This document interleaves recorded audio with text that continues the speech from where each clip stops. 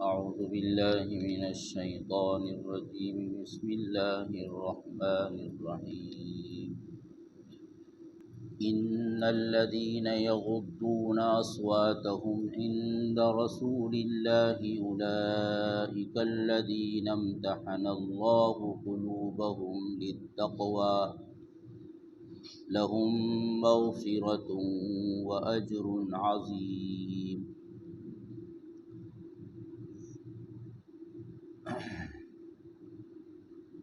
جیسا کہ عرض کیا گیا تھا کہ ان آیات میں نبی کریم صلی اللہ علیہ وسلم کے ساتھ تعظیم کے ساتھ اور ادب کے ساتھ پیش آنے کے تعلق سے ہدایات دی گئی ہیں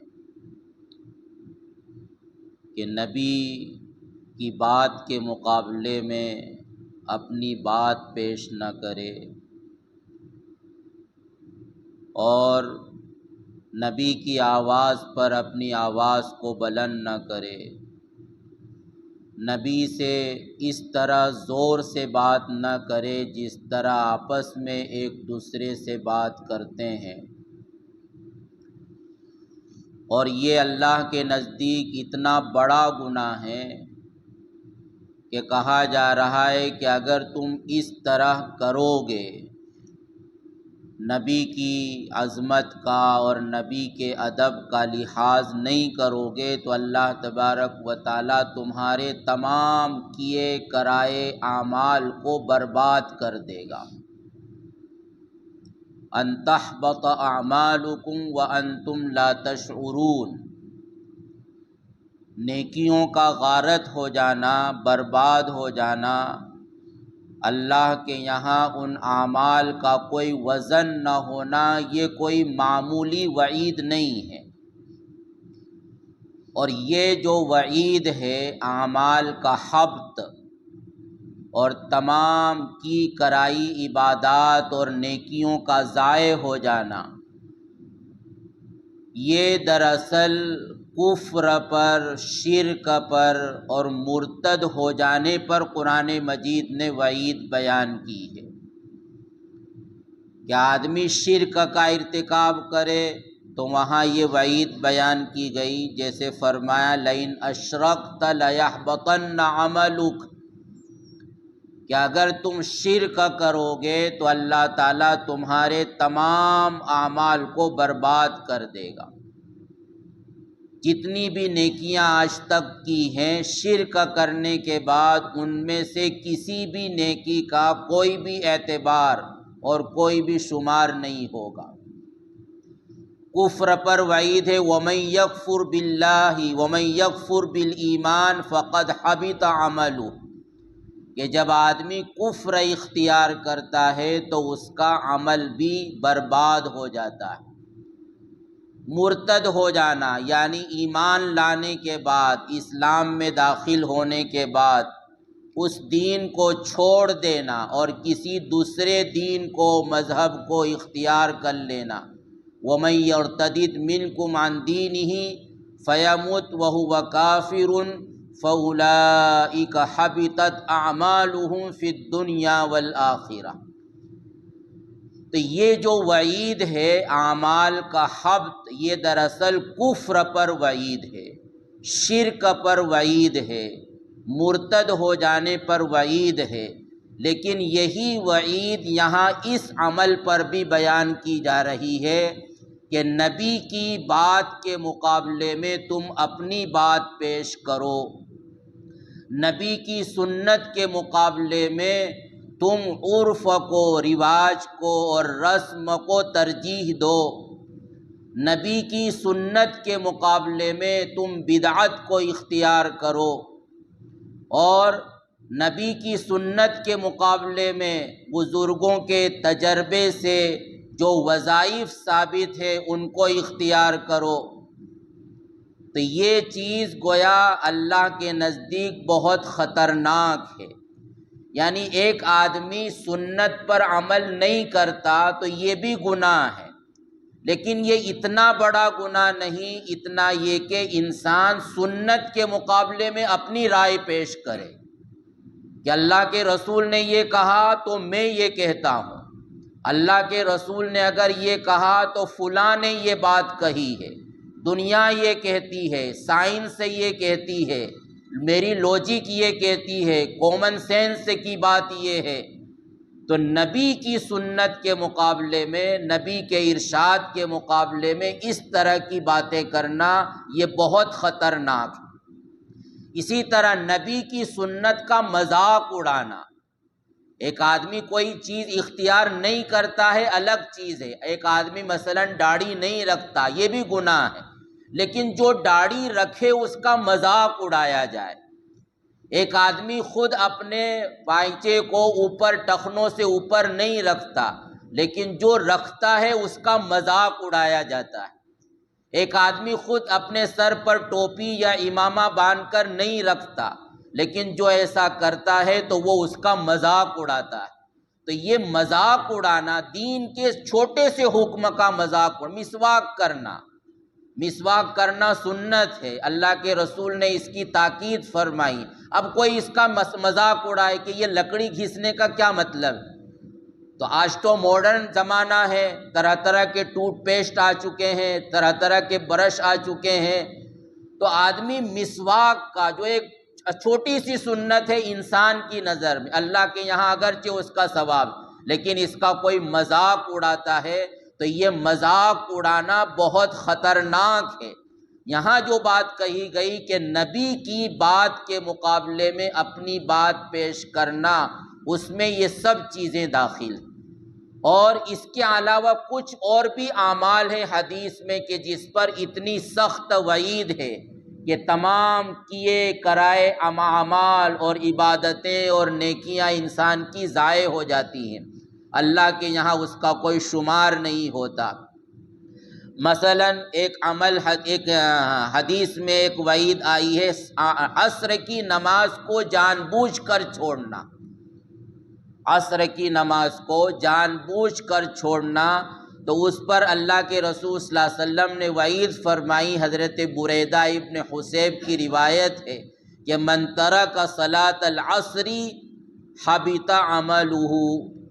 کہ جو آدمی عصر کی نماز کو جان بوجھ کر چھوڑتا ہے تو اس کے اعمال حبط ہو جاتے ہیں۔ اب حدیث کا کیا مطلب ہے وہ اپنی جگہ پر، لیکن یہاں ایسی ہی وعید بیان کی جا رہی ہے جیسے کفر پر وعید آئی ہے، شرک پر وعید آئی ہے، مرتد ہو جانے پر وعید آئی ہے، سنتوں کا مذاق اڑانے پر وعید آئی ہے، ایسی وعید عصر کی نماز کو جان بوجھ کر چھوڑنے پر بیان کی جا رہی ہے۔ اسی طرح حدیث میں ہے التعلی علی اللہ، اللہ کے مقابلے میں قسم کھانا، یعنی بہت سی مرتبہ ایسا ہوتا ہے کہ آدمی خود نیک ہے، مثلا کہ وہ نمازی ہے، روزے دار ہے، گناہوں سے اپنے آپ کو بچاتا ہے، لیکن اس کا کوئی دوست ہے، اس کا کوئی بھائی ہے کہ وہ گنہگار ہے، وہ نمازوں کو بھی چھوڑ دیتا ہے، روزوں کو بھی چھوڑ دیتا ہے، اور کسی چیز کا کوئی اہتمام نہیں ہے، شراب بھی پی لیتا ہے، بدکاری بھی کر لیتا ہے، تو بسا اوقات جو آدمی نیک ہوتا ہے تو وہ اس کو حقیر سمجھتا ہے،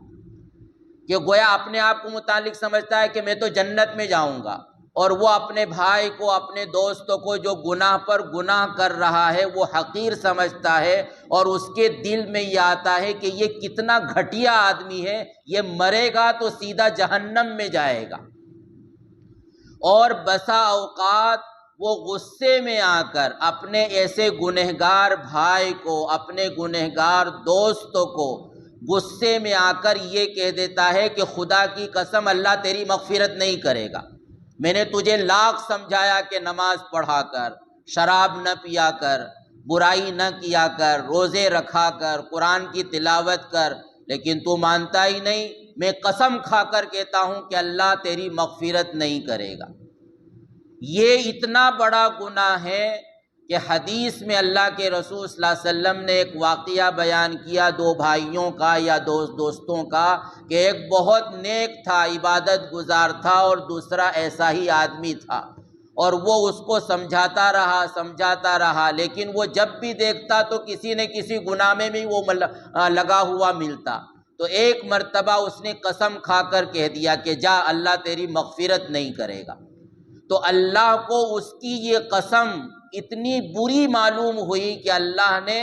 اس گنہگار کی تو مغفرت کر دی، لیکن جو عبادت گزار تھا، جس نے گنہگار کو چھوٹا سمجھ کر، حقیر سمجھ کر یہ قسم کھائی تھی، اللہ تعالیٰ نے اس کو جہنم میں داخل کر دیا اور کہا کہ تو کون ہوتا ہے کہ اللہ کی رحمت کے مقابلے میں کسی کے متعلق قسم کھائے۔ تو اس لیے ہمیشہ آدمی کو اپنے متعلق تو خطرہ محسوس کرنا چاہیے کہ چاہے میں نمازیں پڑھ رہا ہوں، چاہے میں روزے رکھ رہا ہوں، لیکن ہو سکتا ہے کہ میری کوئی ایسی برائی ہو، میرا کوئی ایسا عمل ہو جو اللہ کو ناپسند ہو، اور میں دوسرے شخص کو دیکھ رہا ہوں کہ چاہے وہ گناہ پہ گناہ کیے جا رہا ہے، لیکن ہو سکتا ہے کہ اس کی کوئی ایک نیکی زندگی میں چھوٹی سے چھوٹی ہو، جس کا خود اس کو بھی احساس نہ ہو کہ میں نے یہ نیکی کی ہے، لیکن اللہ اس نیکی کی ایسی قدر کرے کہ اسی ایک نیکی کی وجہ سے اس کو جنت میں داخل کر دے اور مجھ کو جہنم میں داخل کر دے۔ تو کبھی بھی دوسرے کے تعلق سے ایسا کوئی کمنٹ نہیں کرنا چاہیے کہ اللہ اس پر ناراض ہو جائے، تو یہ بھی بہت بڑا گناہ ہے۔ اسی طرح حدیث میں اسی طرح کی وعید بیان کی گئی ہے بیع عینہ پر، یعنی خرید و فروخت کرنے کا ایک طریقہ ہے جو اصل میں سود خوروں نے ایجاد کیا ہے کہ اگر سود دیتے ہیں لیتے ہیں تو وہ صاف نظر آتا ہے، اور کسی بھی درجے میں کوئی مسلمان ہو تو اس کو ہمت نہیں ہوتی کہ میں سودی معاملہ کروں، تو بسا اوقات وہ سود سے بچنے کے لیے حیلہ کرتے ہیں، لیکن وہ حیلہ شریعت کی نظر میں درست نہیں ہوتا۔ مثال کے طور پر ایک چھوٹی سی مثال کہ ایک آدمی کو اپنی ضرورت کے لیے 100 روپے چاہیے، اب وہ اپنے دوست سے، اپنے بھائی سے، فلاں سے قرض کے طور پر وہ 100 روپے مانگتا ہے، لیکن کوئی بھی اس کو دینے کے لیے تیار نہیں کہ قرض میں جتنا دیا ہے اتنا ہی واپس ملے گا۔ ہر کوئی یہ چاہتا ہے کہ اگر میں 100 روپے کسی کو دوں تو مجھے کچھ فائدہ ہو، کہ کم سے کم 110 روپے مجھے 10 دن کے بعد ملنا چاہیے۔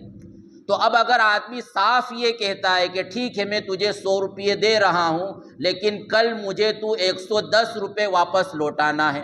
تو یہ تو صاف سود ہو جاتا ہے۔ تو اب آدمی حیلہ کرتا ہے، وہ یہ ہے، وہ تاجر ہے، دکاندار ہے، تو وہ یہ کہتا ہے کہ یہ چیز ہے جو 100 روپے کی ہے، میں تجھے 110 روپے میں یہ بیچ دیتا ہوں۔ اب وہ سامنے والے کو ضرورت ہے 100 روپے کی، وہ اس کو خرید لیتا ہے، اور بیچ دینے کے بعد وہ اس سے 100 روپے میں واپس لے لیتا ہے۔ 110 میں بیچی اور بیچنے کے بعد 100 روپے میں واپس لے لی اور 100 روپے اس کو دے دیے۔ اب کیا ہوا کہ دے رہا ہے 100 روپے لیکن وصول کرے گا 110 روپے، لیکن معاملہ سیدھے ہاتھ سے کرنے کے بجائے اس نے الٹے ہاتھ سے کیا کہ درمیان میں ایک چیز کی خرید و فروخت کر لی، حالانکہ یہاں کوئی چیز خریدنا یا بیچنا مقصود نہیں تھا، مقصود تو یہی تھا کہ 100 روپے دے کر مجھے 110 روپے لینا۔ یہ ایک چھوٹی سی مثال دی۔ تو اس طرح کا حیلہ کیا جاتا ہے، تو حدیث میں اس کو بیع عینہ کہا گیا، اور اس پر بھی اللہ کے رسول صلی اللہ علیہ وسلم نے ایسی ہی وعید بیان کی کہ اگر یہ آدمی اللہ کے رسول کے ساتھ بھی جہاد کرا ہوگا، اس نے اللہ کے رسول کے ساتھ بھی جہاد میں شرکت کی ہوگی، تو وہ نیک عمل بھی اس کا باطل ہو جائے گا، اکارت ہو جائے گا، اللہ کے یہاں اس کو کوئی ثواب نہیں ملے گا۔ تو یہ عمل بھی، یہ گناہ بھی ایسا ہے جس پر یہ وعید بیان کی گئی۔ اسی طرح دوسرے پر ظلم کرنا، لوگوں کے حقوق کو ضائع کرنا، یہ بھی ایک ایسا عمل ہے کہ جس کی وجہ سے انسان کی نیکیاں ضائع ہو جاتی ہے۔ حدیث میں یہ کہا گیا کہ میری امت میں مفلس وہ ہے کہ جو قیامت کے دن آئے بہت سی نمازیں لے کر، بہت سے روزے لے کر، بہت سی زکوٰۃ اور خیرات لے کر، لیکن اس نے کسی کو گالی دی تھی، کسی کو ستایا تھا، کسی کو پریشان کیا تھا، اور کسی کا حق مارا تھا، کسی کی زمین غصب کر لی تھی، کسی کے مال کی چوری کر لی تھی، کسی کو دھوکہ دیا تھا، تو فرمایا کہ قیامت کے دن یہ سب آئیں گے حق والے اور اپنا حق مانگیں گے، تو اللہ تبارک و تعالی وہاں وہ حق مانگیں گے تو اس کی نیکیاں تقسیم کریں گے، کسی کو اس کے روزے مل جائیں گے، کسی کو اس کی زکوٰۃ مل جائے گی، خیرات مل جائے گی، نمازیں مل جائیں گی، ذکر و تلاوت مل جائے گا، اور یہ آدمی تنہا کھڑا رہ جائے گا کہ اس کے پاس کوئی نیکی نہیں۔ اب ظاہر ہے کہ کوئی نیکی نہیں اور دوسری طرف گناہ تو لامحالہ انسان سے ہو ہی جاتے ہیں، تو اب یہ شخص دنیا میں اتنی نیکیاں کرنے کے باوجود تمام نیکیوں کو اس طرح برباد کر دے گا، یعنی اس نیکیوں کا اس کو کوئی ثواب نہیں ملے گا اور اس کو اٹھا کر جہنم میں داخل کر دیا جائے گا۔ تو گویا یہ ظلم کرنا، لوگوں کے حقوق کو مارنا، ضائع کرنا، یہ بھی اتنا بڑا گناہ ہے کہ اس کی وجہ سے انسان کی نیکیاں عقارت ہو جاتی ہیں، اس کو کوئی فائدہ ظاہر نہیں ہوتا۔ اسی طرح اللہ کے رسول صلی اللہ علیہ وسلم نے فرمایا ایک حدیث میں کہ خلوت میں اللہ کی محرمات کی بے حرمتی کرنا، یعنی بہت سی مرتبہ یہ ہوتا ہے کہ آدمی لوگوں کے سامنے تو نیک بن کر رہتا ہے تاکہ لوگوں کے میں بدنام نہ ہو کہ یہ شراب پیتا ہے، یہ چغلی کرتا ہے، یہ غیبت کرتا ہے، جھوٹ بولتا ہے، وعدہ خلافی کرتا ہے، دھوکے دیتا ہے، نمازیں نہیں پڑھتا، روزے نہیں رکھتا، قرآن و ذکر، تو لوگوں کے درمیان رہ کر تو آدمی یہ سب نیکیاں کرتا ہے، لیکن جب وہ خلوت میں ہوتا ہے جہاں انسانوں میں اس کو کوئی دیکھنے والا نہیں ہوتا ہے تو پھر وہ وہاں پر گناہ کرتا ہے۔ تو حدیث میں یہ کہا گیا کہ ایسا شخص جو خلوت میں گناہ کرنے والا ہو اس کے لیے ایسی حدیث، حضرت ثوبان کی روایت ہے کہ نبی کریم صلی اللہ علیہ وسلم نے فرمایا لَأَعْلَمَنَّ رِجَالًا مِّنْ أُمَّتِي يَأْتُونَ يَوْمَ الْقِيَامَةِ بِحَسَنَاتٍ كَأَمْثَالِ جِبَالِ تِہَامَةَ بَيْضَاءَ فَيَجْعَلُ اللَّهُ هَبَاءً مَنْثُورًا، کہ میں ایسے لوگوں کو جانتا ہوں میری امت میں کہ جو پہاڑوں کے برابر نیکیاں کر کے اللہ کے سامنے حاضر ہوں گے، لیکن اللہ ان تمام نیکیوں کو گرد و غبار کی طرح اڑا دے گا۔ صحابہ نے پوچھا اللہ کے رسول بیان کیجئے کہ یہ کون لوگ ہوں گے؟ صفہم لنا جلیہم لنا لئلا تکون منہم ونحن لا ندری، کہیں ایسا نہ ہو کہ ہم نہ جانتے انجانے میں ان لوگوں میں شامل ہو جائیں، تو ہمیں بتا دیجئے کہ ایسے کون لوگ ہیں۔ تو اللہ کے رسول نے فرمایا کہ اما انہم منکم یصلون کما تصلون، کہ وہ تمہارے درمیان رہ کر جس طرح تم نماز پڑھتے ہو وہ بھی نماز پڑھتے ہیں، وَيَأْخُذُونَ مِنَ اللَّيْلِ كَمَا تَأْخُذُونَ، اور جس طرح راتوں میں تم کچھ عبادت کر لیتے ہو تو وہ بھی عبادت کر لیتے، سو جاتے ہو تو وہ بھی سو جاتے، الا انہم اذا خلوا بمحارم اللہ انتہکوها، لیکن جب وہ خلوت میں جاتے ہیں جہاں انسانوں میں سے ان کو کوئی دیکھنے والا نہیں ہوتا ہے تو پھر وہ وہاں رہ کر اللہ کی حرمتوں کو پامال کرتے ہیں۔ آج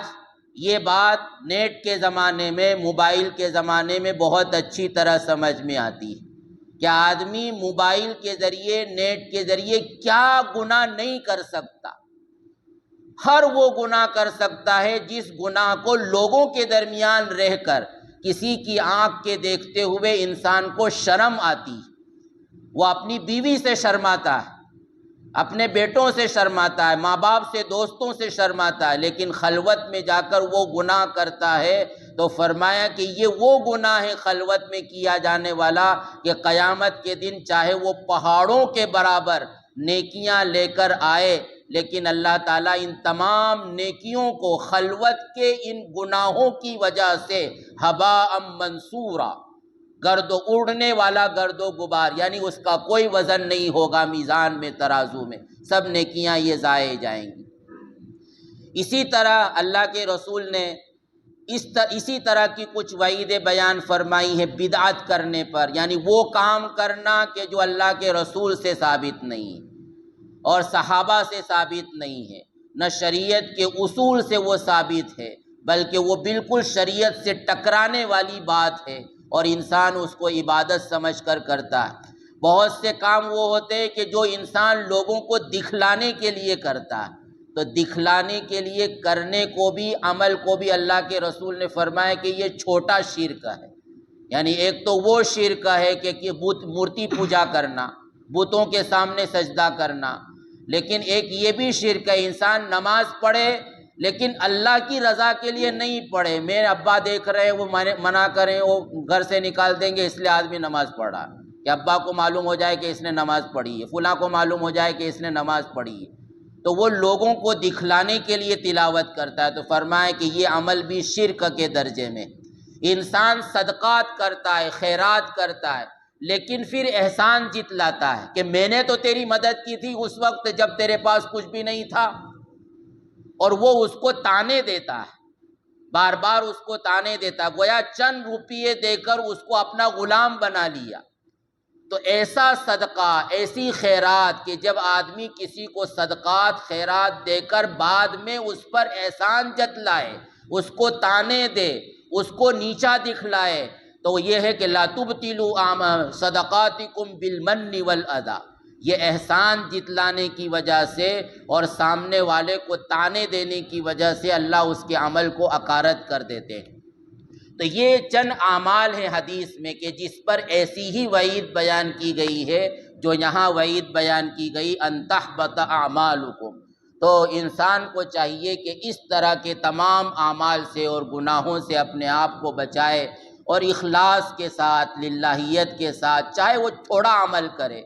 اور چھوٹا سا عمل کرے لیکن وہ اللہ کی رضا کے لیے کرے، اور کوشش کرے کہ اس کی زندگی سنت کے مطابق گزرے، چھوٹے سے چھوٹے گناہ سے، چاہے لوگوں کے درمیان ہو یا خلوت میں ہو، اپنے آپ کو بچانے کی کوشش کرے۔ اللہ تعالی ہم سب کے لیے آسان فرمائے، آمین۔ وآخر دعوانا الحمدللہ رب العالمین۔